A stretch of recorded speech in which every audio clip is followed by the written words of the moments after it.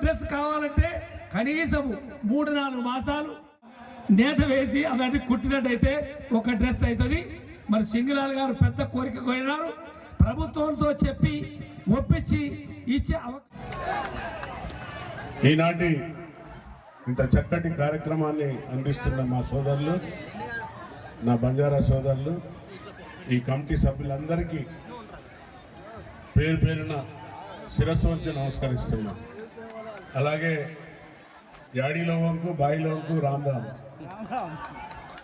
సోదరులకు అందరికీ వర్షం పడుతుంది.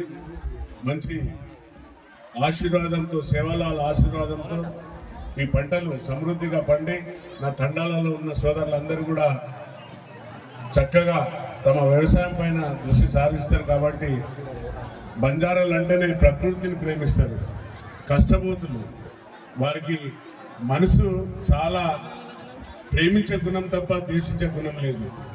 నేను చాలా దగ్గరగా చూశాను, ఎందుకంటే నేను వివిధ హోదాలలో పనిచేసినప్పుడు ఎక్కువ బంజారా ఏరియాలనే పనిచేసినాను. నెక్కొండ కానివ్వండి, ములుగు కానివ్వండి, ఈవెన్ వర్ధనపేట కానివ్వండి, ఎక్కడ చేసినా కూడా వారితో నాకు చాలా అవినవ సంబంధం ఉంది. ఈరోజు నేను శాసనసభ్యునిగా ఎన్నికైనా అంటే అది మీ ఆశీర్వాదం, సేవలాల్ గారి ఆశీర్వాదం ఈ సభాముఖంగా తెలియపరుస్తున్నాను. తప్పనిసరిగా, ఎందుకంటే పెద్దలందరూ మాట్లాడిండ్రు, నాకేమీ మిగిల్చలేదు.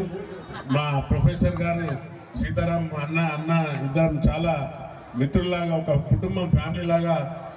వారి ఇంటికి నేను పోయేది, మా ఇంటికి వారి ఫ్యామిలీతో వచ్చేది. సో వారితో ఉన్న సంబంధంతో వారిని మొత్తం వివరించమని చెప్పినాను. అసలు బంజారా అంటే ఏంటిది అనేది చాలా ఇంపార్టెంట్, వారి లైఫ్ స్టైల్ ఎట్లుంటుంది చెప్పమని చెప్తే వివరంగా చెప్పిండు.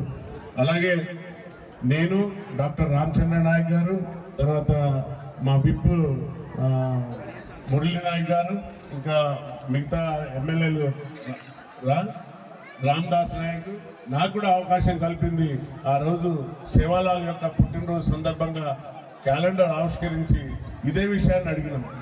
అన్న, ఈ పండుగ చాలా ఇంపార్టెంట్, గౌరవ ముఖ్యమంత్రి గారిని కోరినాం, దీన్ని కూడా సెలవు దినం ప్రకటించాలంటే వారు ఒక్కటే మాట ఇచ్చారు. ఏమంటే ఫస్ట్ ఏ డే మీరు ఈ యొక్క తీజ్ ఉత్సవాలు చేస్తారు ప్లస్ సేవలాలు చేస్తారు, మీరు ఒక డేట్ నిర్ణయం తీసుకోండి, తప్పనిసరిగా మీరు చెప్పినట్టుగా ఇది ప్రభుత్వ పండుగగా గుర్తించి సెలవు ప్రకటించే విధంగా మీరందరూ రిప్రజెంటేషన్ ఇస్తే దాన్ని ముందుకు తీసుకెళ్తాను.